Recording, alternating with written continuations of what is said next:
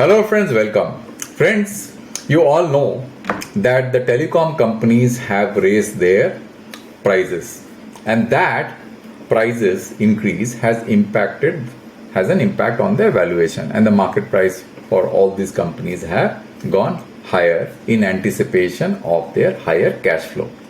Now friends, what I thought is that instead of doing a simple standalone impact of valuation of the various telecom companies, why don't I deep dive into fundamentals and try to understand that how a company, be it telecom or any company, the valuation of that company gets impacted by change in cash flow.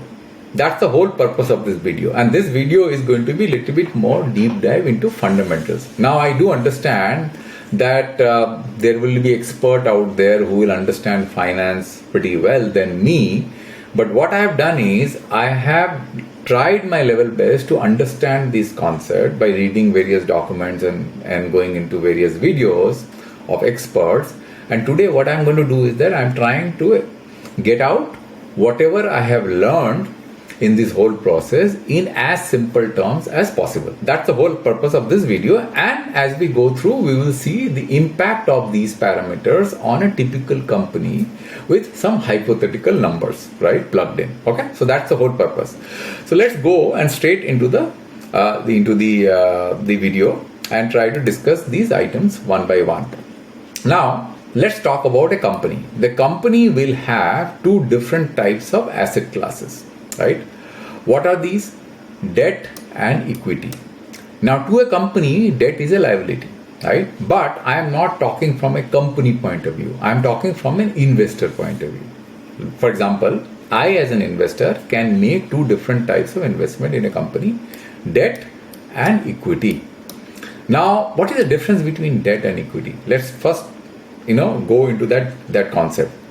Debt is an asset where the cash flow of the company, whatever is getting generated because of the business of the company, the debt holder will have the first right of accessing those cash flow. That is what a debt instrument is all about. Means the cash flow will be accessed by the debt holder first, right, before the equity holder gets access to those cash flows. That is why the debt holder typically in a company will carry less risk compared to an equity holder. So this is the difference between these two asset cash flows. So whenever we are valuing a company, we will value debt and equity separately, and we add this together, and that will give us the enterprise value, which is we call it EV, enterprise value. Okay, so what I am going to do in this particular video is that in this particular part of the video we are going to talk about how we value debt and how we value equity. Now how do we value debt? The debt will result in certain cash flow, which is nothing but interest payment. Equity will result in certain cash flow to the equity investor, which will be dividend and buybacks. Now what is dividend? Everybody knows who has invested equity. The company will give you some extra cash, whatever is left out after paying all their obligations. So that's called dividend. So they declare dividend on a periodic basis. So that's the cash flow which gets generated. And buyback means the company will buy back its own share and will generate cash flow to the equity holder. So the equity holder can access to those cash flows. Now these are perpetual cash flows which will emanate out of the company. Now these cash flow will have to be valued using certain discount factor, right? So that's what we are going to discuss next. Now how do you value cash flow and what discount factors to use will be determined by the risk that you carry on holding these cash flows, means in accessing this cash flow, because the risk is different. As I told you, for a debt holder the risk is different, and for the equity holder the risk is different. For the debt holder, he doesn't carry too much risk because he has got the first right of access to the company's cash flow, whereas the equity holder carries much risk compared to a debt holder because he doesn't get the first right of access to the cash flow.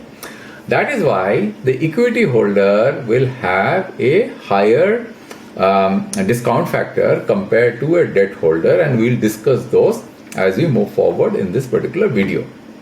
Now before we talk about these discount factors, we need to understand that what we are in general talking about when we are valuing a particular company.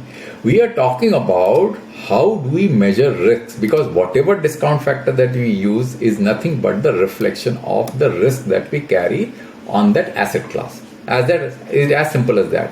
Now, if the cash flow generating out of that asset class is certain, means there is no ambiguity, you do not have any kind of uncertainty on getting access to those cash flows, and those cash flows generated or get generated in a periodic manner with full certainty, then your risk is virtually zero on that particular cash flow. But if those cash flows have certain amount of uncertainties, means it can get generated, it may not get generated, depending upon the business cycle and depending upon the macroeconomic condition of that country.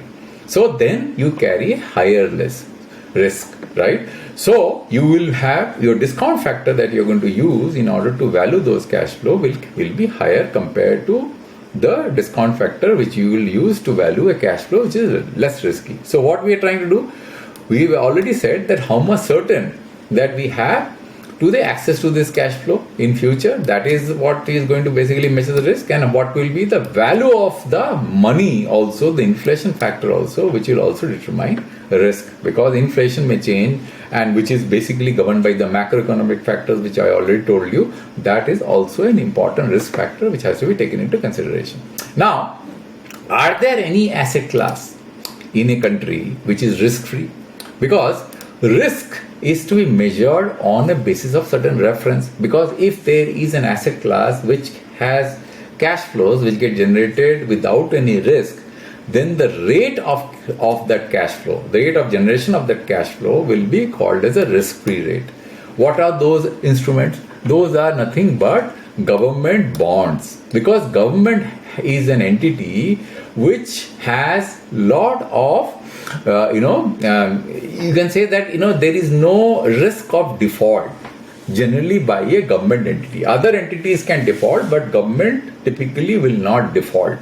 So the cash flows which get generated out of a government bond, typically a 10-year government bond is going to be considered as a risk-free asset. But can a country be considered as fully risk-free? That's the second question we have to ask.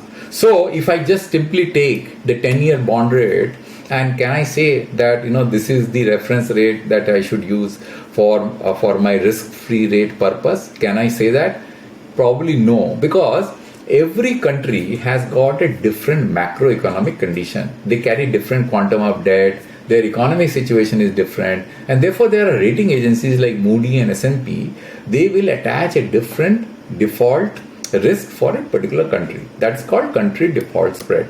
So when you are calculating risk-free rate for a particular country, you have to first take into consideration the 10-year bond rate, which I have taken here as 7.15%, and you have to subtract the default spread from that bond rate to come out with the risk-free rate, which I have arrived at as 4.51%. Now you may ask, from where this 2.64% has come?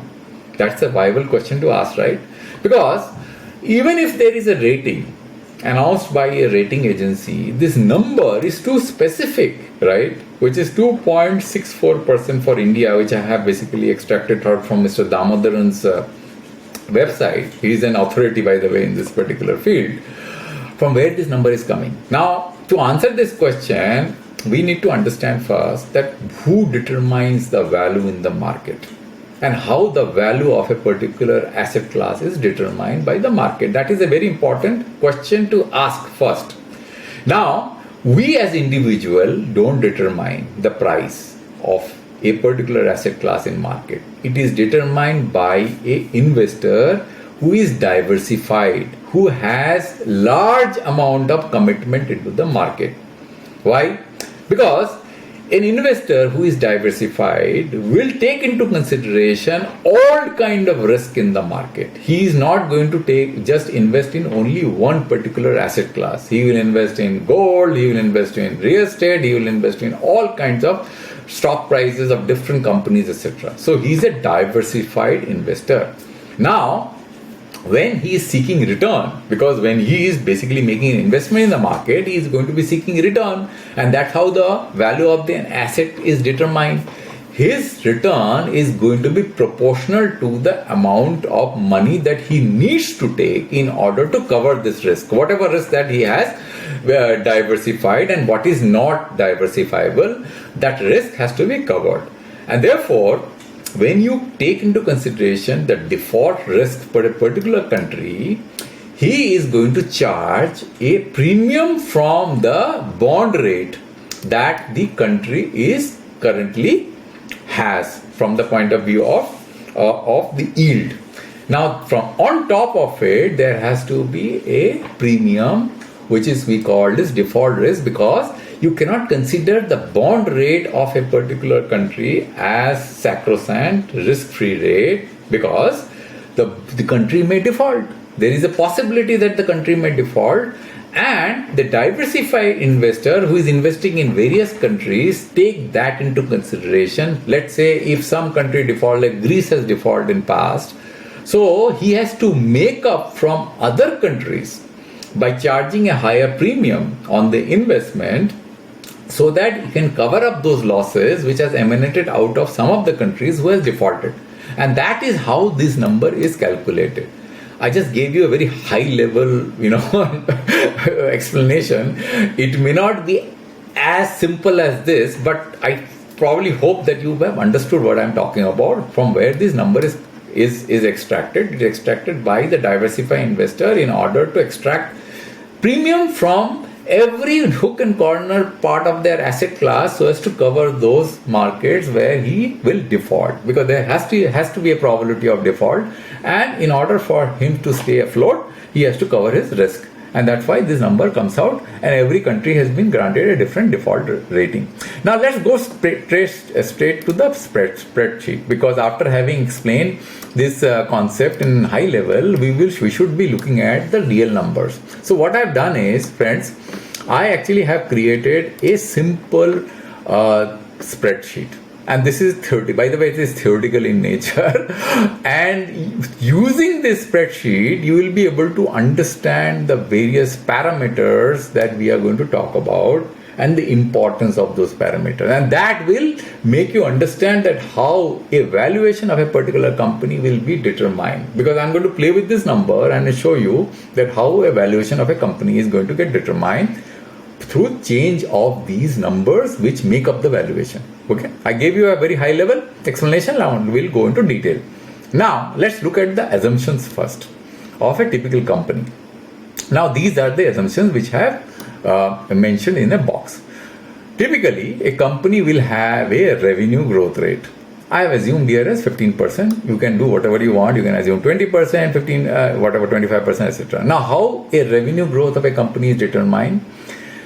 Either through price rise, as the telecom company recently has done, or through creation of new products and services. Because every year new products and services will come that will be on top of the existing products, and that will result in certain amount of extra income. That is what we call revenue growth. So you can make your own prediction of what typical revenue growth that you foresee for a particular company. Which means that today, if your revenue is 100%, after 1 year, what should be your revenue based on the two factors that I mentioned to you. So I am assuming here is 15%. Now there is one more factor which has to be considered here, which is absolutely crucial for determining valuation, is the terminal growth rate of a particular company. Now what is this terminal growth rate all about? Now, you as an individual, when you are valuing a particular company, may not be able to make prediction of revenue growth of the company for perpetuity. Nobody can do that. That is point number one. The second point is that there is no need also for you to do prediction for a company for perpetuity, because you can't even visualize that how the company will perform over a period of time beyond your visibility. Third point is that typically when a company starts performing, they have different stages of evolution. You have a startup, then you have a middle-aged company, and then you have a matured company. Now, startup typically will have high growth rate. then middle level company will have a reasonably lower growth rate, and a mature company will have a growth rate which will be stagnated, because that's how the company function. Now, typically when we value company, we assume that after a certain period of time, let's say 10 years, the company will grow at a mature growth rate, which you have to speculate and determine. For me, I have determined this at 7.4%, which is typically the growth rate of the 10-year bond rate. As simple as that. So that is the terminal growth rate I have assumed. I am assuming that the company will function like a typical bond, government bond, after 10-year period, because it will be a mature company by then. Then we have another factor called EBITDA margin. What is EBITDA margin? Let's say you have 100 crore rupees revenue that you have from year one of a company. Now, this revenue that you generate has to result in two different types of expenses, because this revenue is not going to get generated out of thin air. You have to make two different types of investments. One investment, we call it, is a cost, which is the OPEX cost, operational cost, which does not result in creation of new asset classes, right? Asset classes will result in cash flows in future. When you make OPEX expenses, that does not result in cash flow generation in future. It is to take care of your day-to-day expense. For example, let's say salaries are being paid, you need to buy, let's say, oil, diesel, or any kind of stuff, electricity bill or anything. Those are daily expenses that you have to meet in order to run your business. That is called OPEX. But let's say if you are investing in new equipment, you are expanding your network, you are putting new towers, new technology, those are CAPEX, which are resulting in assets which will generate future cash flows. Now, when I say a company has an EBITDA margin of 45%, which is actually a lower level of EBITDA margin, which typically the market leader telecom companies have. They have EBITDA margin higher than this, which is around 51-52%, right? Vodafone actually has a lower EBITDA margin. Now, what is the EBITDA margin? EBITDA margin means that out of 100 crores of revenue in year one, you have made a profit. That is, your OPEX cost is 55 crores. So you actually have a net surplus on top of the OPEX of 45 crores, which we call it earning before interest, taxes, depreciation and amortization. So after having met your operational cost, you have left with only 45 crores. That is the EBITDA margin from the point of view of absolute number. Now, after having done these expenses on OPEX, what you need to do, as I told you, you need to do some CAPEX. Now, typically for a telecom company, which is a mature or a stable telecom company, you have a CAPEX to sales of around 12%. So what I have assumed, a CAPEX to sales means CAPEX to revenue. So if you have 100 crores revenue, you need to make 12 crores CAPEX in order to sustain your business going forward, right? So I have assumed 12 crores here. Then depreciation amortization. What is depreciation amortization? Depreciation means that in existing asset that you have, which is generating cash flows in future, the quality of those assets will depreciate over a period of time, means its ability to generate cash flow will get diminished as the asset gets more older with time. That's called depreciation. And why it is like that? Because there will be wear and tear. The license is going to basically lose time, right? Let's say a 20-year license, you have already expended 10 years, you are left with 10 years. So you need to, after 10 years, you need to apply for a new license, right? And you have to pay extra money. So that is called depreciation and amortization, and that has to be subtracted from the overall EBITDA that you have generated in order to do valuation. Why you have to do that? Because that is a cost on the overall valuation of the company, because your overall valuation of the company is getting diminished by that wear and tear. So that is a cost that you have to subtract. That is called depreciation and amortization. Now, what is interest expense? Interest expense is the amount of debt that you carry. Suppose, let's say if you are carrying a debt of 100 crores and you have an interest payment obligation of 10%, then 10 crores is the interest expense. Now this interest expense is going to be determined by the amount of debt that you carry, because that is a perpetual interest expense that you have to incur every year on account of debt as long as you carry the debt. So that has to be also subtracted. This is a cash flow. Then if you subtract from 45, 12, 10 and 10, you are left with 13. So this is the cash flow that you have after having met your OPEX cost, your CAPEX and depreciation, amortization and interest expense, right? So this is called profit before tax, PBT. Then you have let's say if you have a tax rates of 30%, which is 3.9 is going to be your tax, then you subtract 3.9 from 13, you are left with 9.1. This is your free cash flow. Now, exactly this what I did for year 0, you have to keep on doing for year 1, year 2, year 3, year 4, year 5, year 6 and year 10 till the time you have visibility of how your company is going to function.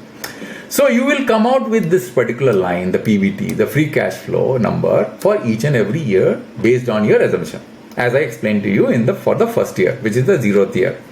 Now once having arrived at these cash flow, what you need to do?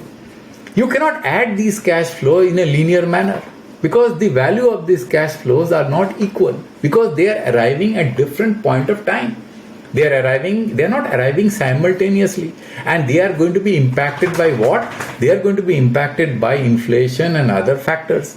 And the biggest factor is the risk that these cash flows carries, because you cannot be certain about this cash flow, that this cash flow is going to be generated on a periodic basis with full certainty. So there will be a risk, and I told you as a diversified investor, you have to charge a higher premium than risk-free rate in order to cover your defaults, which are going to arrive, which are going to happen anyway, right? Because of a 100 asset class that you hold, 5 or 6 asset class are going to default, will not be able to give you that kind of return that you expected. So for that you have to generate some extra premium. So that is what is going to determine your cost of equity. And let's now go straight to how to determine the cost of equity of a particular company. Let's look at that.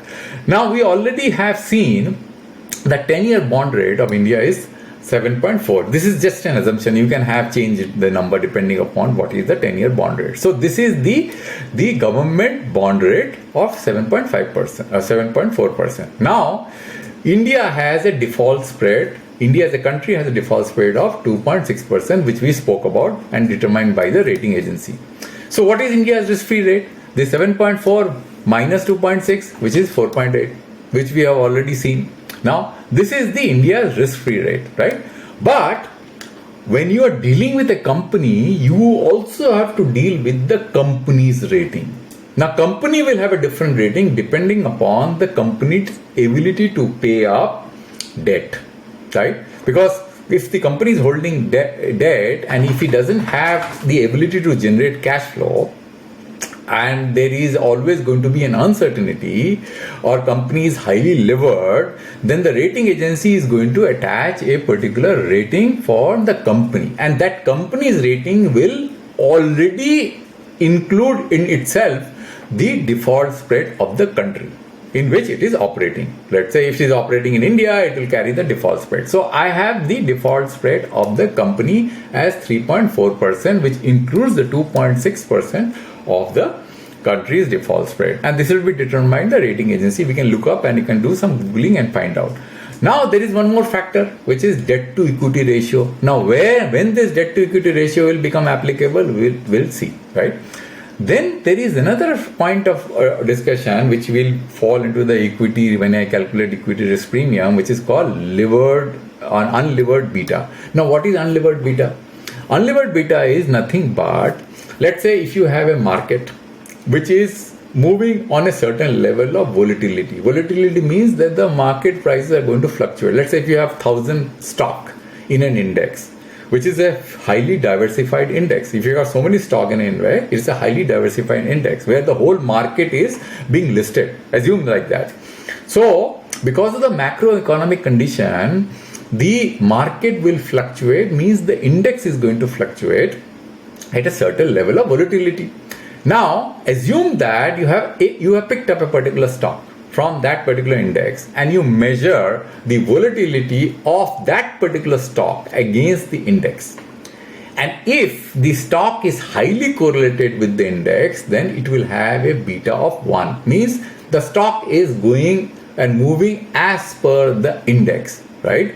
So that is called beta is 1. Now, if the stock doesn't have a full correlation with the index and the correlation differs, then you have a lower or a higher beta. Now, I have basically taken a beta of 0.92 from Damodaran for a telecom, because this is going to be sector specific. These are not going to be company specific, by the way, because every business has got a different character. There are seasonality with certain businesses. So it is not company specific. It is actually business specific. Company beta is going to be different. I'll tell you how the company's beta is going to be calculated. So it's business specific. A telecom business will have certain seasonality. If you are an airline business, will have certain seasonality, and everything will have certain seasonality. And therefore, your beta is going to be determined by the character of the business you are doing. So for telecom, it is 0.92. I've taken from Damodaran, right? Now there is another factor called levered beta. Now what is levered beta? Now levered beta is a beta which is the volatility of the company's index, which is determined by how much debt it carries. Because as I told you earlier, that interest payment of a particular company has to be made before the equity holders are paid. It's very, very important. So when you are making interest payment, your interest payment has to be perpetual throughout the year. You cannot say that I don't have cash and I cannot make interest payment.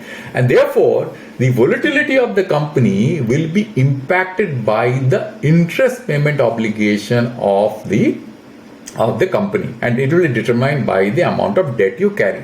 So your levered beta calculation is going to reflect that. So if you see here, the levered beta is what? Levered beta has to take into consideration the debt to equity numbers also, right? And since the tax rate is 30%, and since you are getting certain kind of respite in the interest payment on taxes, so the tax part has to be netted out, and then I have come out with the value of levered beta, which is nothing but the multiplication. If you see the calculation, D14 is the unlevered beta multiplied by 1 plus 1 minus D8. D8 is the tax rate multiplied by D13. D13 is what? D13 is the company's debt to equity ratio, right? So that is going to give you the levered beta, which is 1.6. Now let's talk about how to calculate the cost of equity, which is important. Now cost of equity is going to be calculated in the following manner. Before I calculate cost of equity, I have to take into consideration the equity risk premium of a mature economy, because India's equity risk premium is not going to be sitting in isolation. It has to be linked with the equity risk premium of a mature economy. Now what is the equity risk premium of USA, which is a mature economy? It is 5.3%. Again, I have taken from Damodaran, old data. New data will change. Now how this equity risk premium is calculated? It is again calculated based on the index, which is highly highly diversified. Let's say if you take a S&P 500 and then you take all the dividends and the buybacks, which are cash flow, and then you do take a discount factor SR, write the equation, which you know, because you know the value of the index as it progresses with time. You know the dividend, you know the buybacks, and you know all the cash flows. So you will have an equation where you can solve for R, because of the discount factor, and that is what 5.3% is. So once you have the ERP of US, then what you can do is you can actually calculate the ERP of India, equity risk premium of India. What is equity risk premium? The equity risk premium is on top of the risk-free rate. That is what is important to understand. When I say ERP of US as 5.3%, it's on top of the risk-free rate, which could be the T-bond rate of US, right? So ERP of India will be what? ERP of India will be D16. D16 is what? D16 is going to be the ERP of US, right? And then D10 is going to be the default spread of India, and multiplied by D17. D70 is going to be the standard deviation of the equity versus standard deviation of the bond. Why I am doing this? Why I am doing a standard deviation of the equity versus bond? Because the default spread of a particular country is the ability for the country to pay for its debt.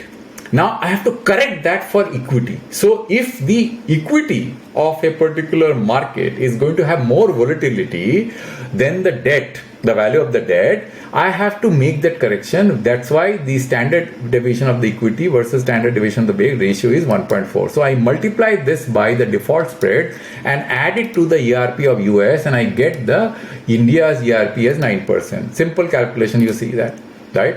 Now once having the equity risk premium of India, then what we do? Then we basically can calculate the cost of equity of the company, How you can calculate? We know the India's risk-free rate. As I told you, ERP is netted out from India's risk-free rate. So I have the India's risk-free rate as D11, which is 4.8%.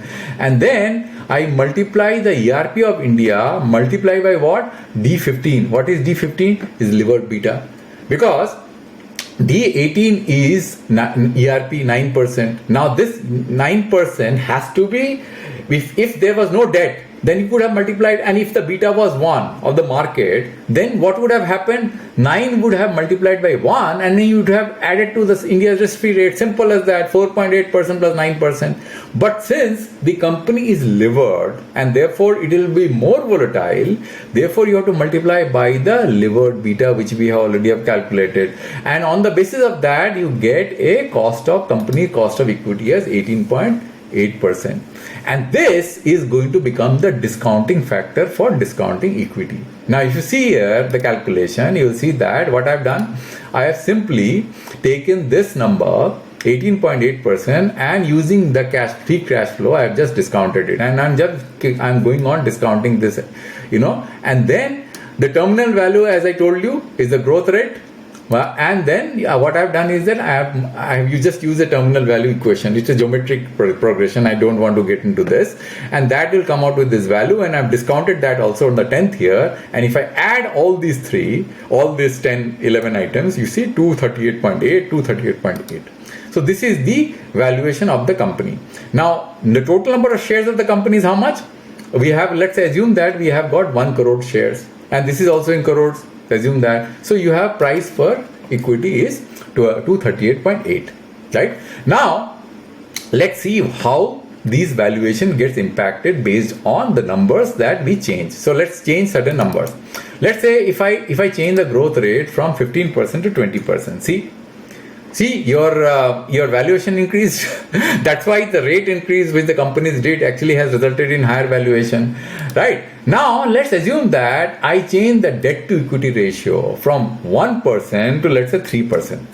You see, valuation went down. Here there will be one more impact which I have not taken into consideration, because the interest expense will increase. You have to take that into consideration. If I assume the interest expense is going to be much higher than what my debt, so let's say interest expense is, let's say, and I make it 100% of revenue, let's say, right? You see, there will be a negative valuation of the company. So doing the valuation of the company is not a very easy task. We have to take into consideration various aspects, and those aspects have to be kept on being revised based on the company's working parameters. So more debt you carry, more risky the company becomes. And that's why if you look at Vodafone situation, if Vodafone is having a positive valuation today, this is with an assumption that the debt that it is carrying will no longer exist in the future, where some government will do something to eradicate that debt. That's why Vodafone has a positive valuation. Otherwise, there is no way Vodafone could have a positive valuation, because its debt to equity is pretty high, right? So I think we have already 33 minutes spent in this particular video. I probably think that you have understood all these business parameters and dimension, and I hope that this video has been useful to you from the point of view of understanding how companies are valued fundamentally. Because you are not talking about multiples here. Multiples is easy to do, but you have to understand how a company is valued fundamentally, and that is the whole attempt of this video. And I hope that this was useful. I hope that I was able to do justice to this video. And if you have any questions, please let me know. I'll come back to you with a new video in future. Thank you very much.